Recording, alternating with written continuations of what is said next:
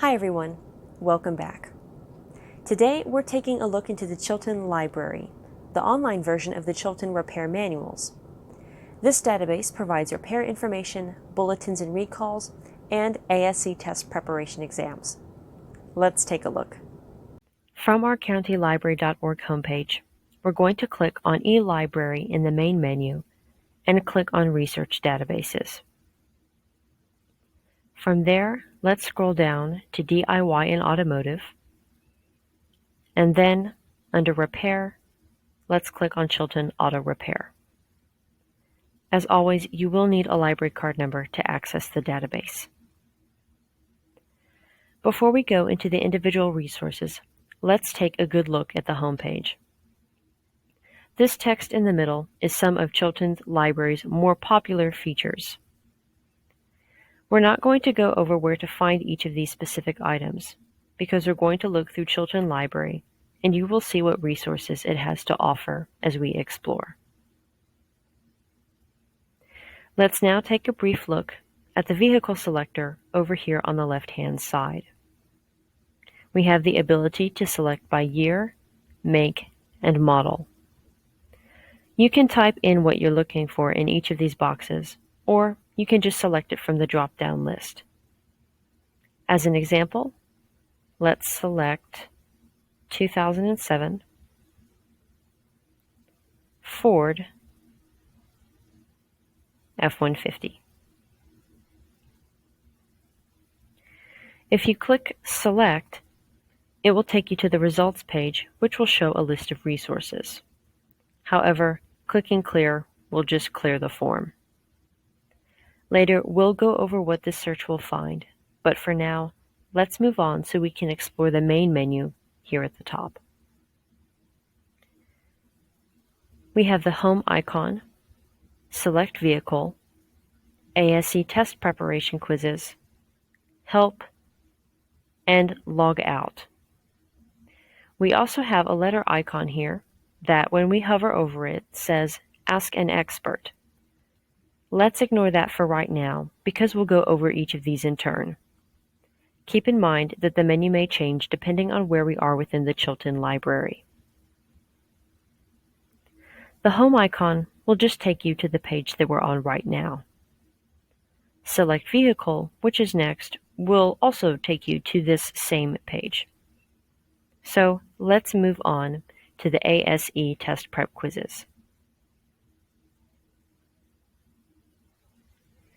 As this page explains, these quizzes are not comprehensive practice exams. Rather, they are each a selection of 15 questions that will help you determine, overall, if you're ready to take the actual test. We can see that Chilton Library provides 13 practice quizzes for the ASE.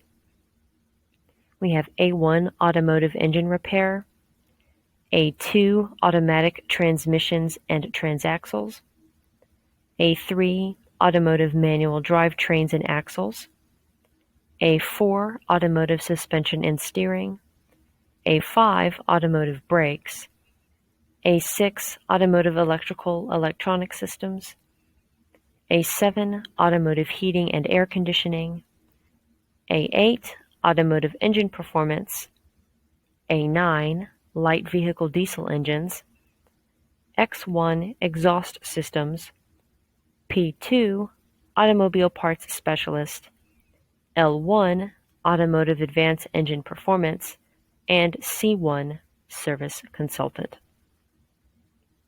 Let's click on one to see how it's set up.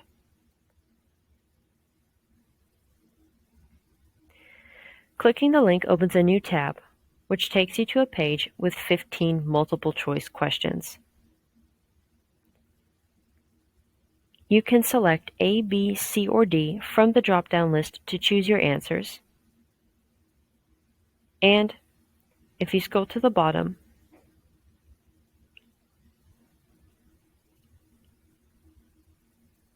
you can click Check Your Work or Reset.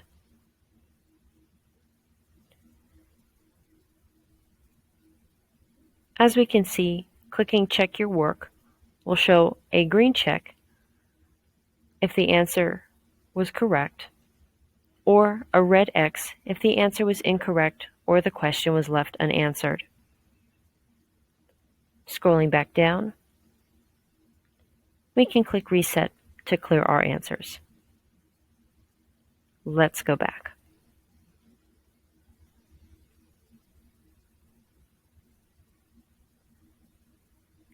The next section is the Help section, and I'm going to click on it.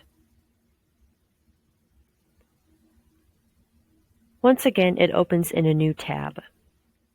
This Help section covers how to get started, as well as the basics of what this website offers. It may be a good idea to review this before using the Chilton Library. It's a relatively long document, so I'll just read the table of contents here. Introduction to Chilton Library, which includes getting started and browser recommendations and system requirements. There's also Chilton Library functionality, which includes selecting a vehicle, repair, vehicle maintenance, technical service bulletins/recalls, labor estimating, and ASE test prep. Each of these will send you straight to the section it lists when you click on it. For instance, if I click Selecting a Vehicle, it will take me to that section, so I don't have to scroll myself.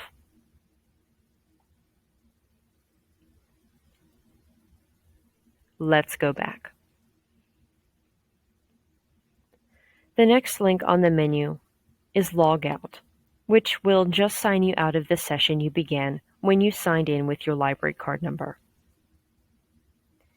Finally, when we click on the letter icon or Ask an Expert, we will see a pop-up that will let you type in your email address and a question to ask the Chilton Library experts a vehicle-related question.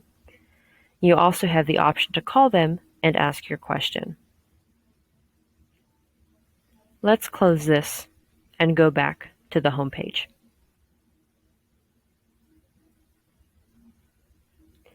It's now time to take a look at the vehicle selector and the resources it searches. Let's use a 2007 Ford F-150. And this time, let's click Select. Clicking Select takes us to this page. Notice first that the menu at the top has changed, but the only change is that the 4 links down here are also listed up here in the menu. That is the only change, and this is the exact same information.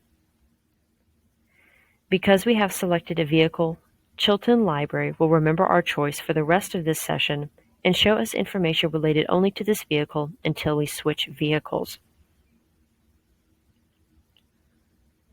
So we have 4 new sections: repair, maintenance, labor estimating, and bulletins/recalls, which we can see up here at the top. Let's look first at repair.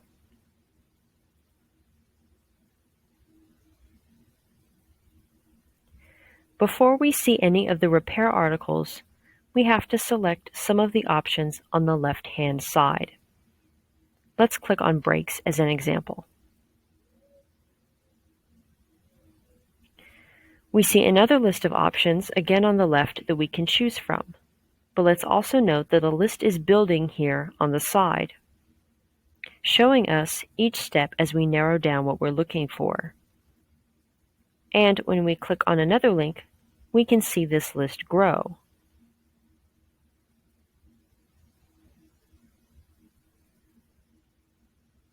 For example, we begin right after we chose the vehicle, which is referred to here as top. Then we chose brakes, and finally, we're at front disc brakes. And because we selected that, we see that choice is listed here at the end of this table of contents. Furthermore, we have additional options we can choose from, so let's just pick some to follow it through. From front disc brakes, we'll have several sections that you'll actually see through this database. We have description and operation, diagnosis and testing, removal and installation, and specifications. Note the links that appear here are the exact same as the links that are here, so it doesn't matter which one you click on.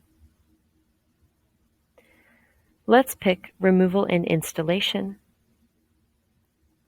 And we have more choices, so let's just click brake pads.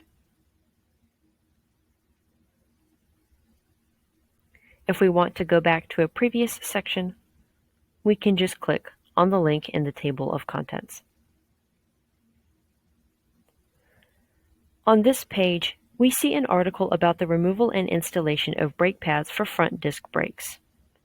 You can read the instructions, of course, but you can also click here to listen to the instructions being read aloud. You can click here to print the instructions, and if you want, you can rate the article by clicking the stars up here. Let's go back, however, to Repair,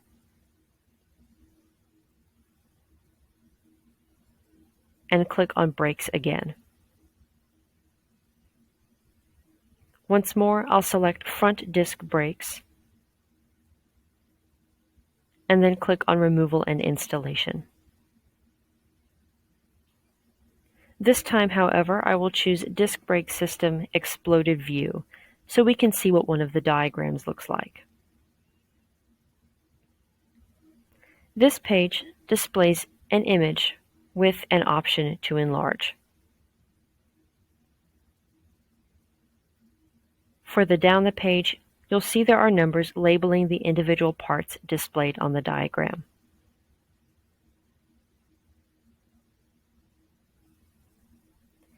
Let's go back to the beginning of this repair section by clicking on Top.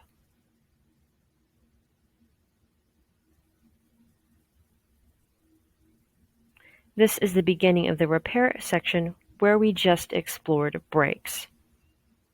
The other sections will be structured similarly. Let's click now on Maintenance to take a full look at that section.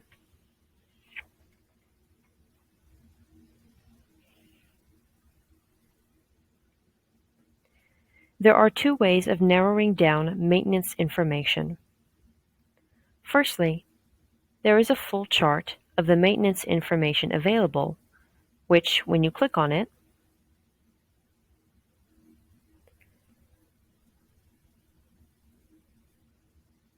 will display a full list of the possible submodels and specifications you can choose from for this vehicle. If you click one, you'll get to see the maintenance list. But let's first go back by clicking on Back to Configuration filter, so we can search for a specific vehicle without looking through the chart. First, we will select a submodel, then the leaders. At this point, we see that the chart has filled in fuel type and number of cylinders, simply because there isn't another option based on what we have already selected. So we can continue down to drive type and body type.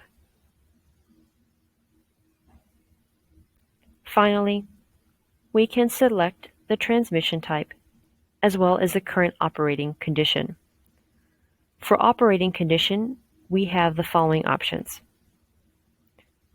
dusty, idling, normal, and off-road. Let's just select normal for this example.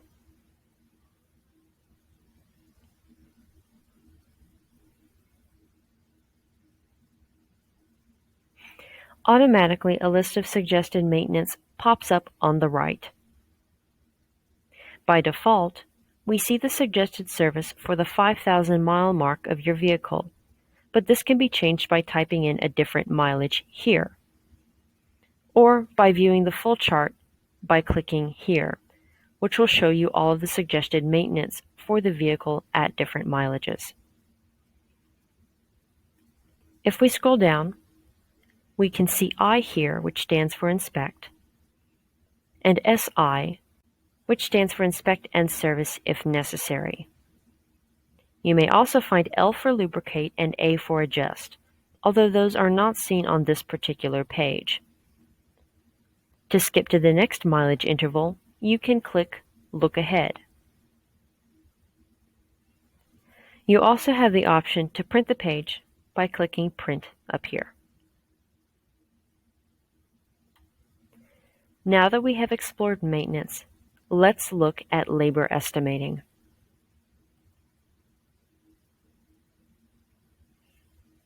On this page, we can use this search box to search for what we're looking for, but let's instead click on View Operations to browse.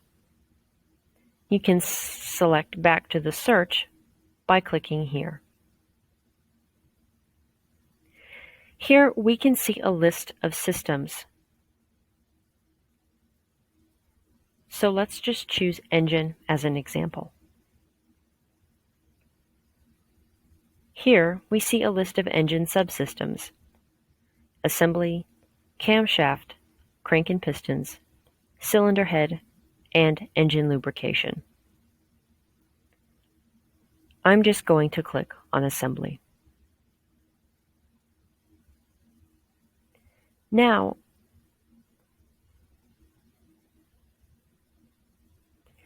we see a list of the specific operations themselves. We have engine assembly, new or rebuilt, complete, and replace.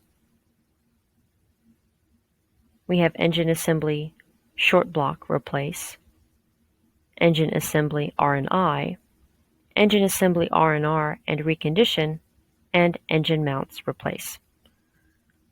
Let's click on the first one. The page we're seeing now is a list estimating the number of hours required to perform this particular service for this particular type of vehicle. You can find the hours listed by the original equipment manufacturer or the dealer, as well as the regular hours, or if you click up here on severe, you will see the number of hours under severe conditions that this would take, depending on the specifications here. If you want to look for another operation, you can retrace your steps in the table of contents here. Also, you can click Select a Vehicle to change your choice of vehicle entirely. This covers labor estimating, so let's move on to bulletins and recalls.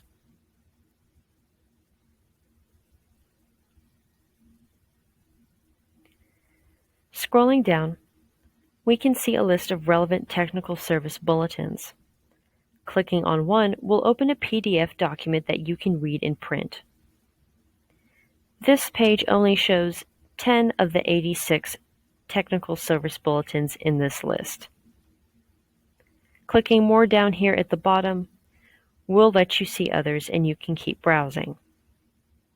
Or, if you scroll up, you can search by system, by symptom, by trouble codes, or you can type in the TSB number or a keyword for the TSB itself and click search.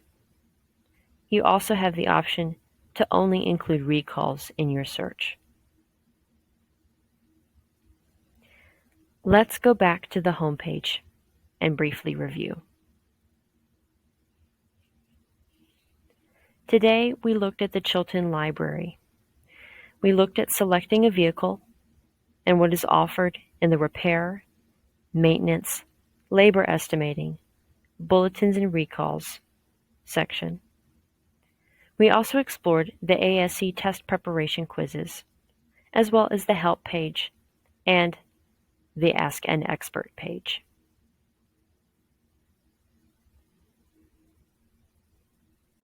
Thanks for watching. As always, feel free to leave comments or questions below. See you next time. Bye.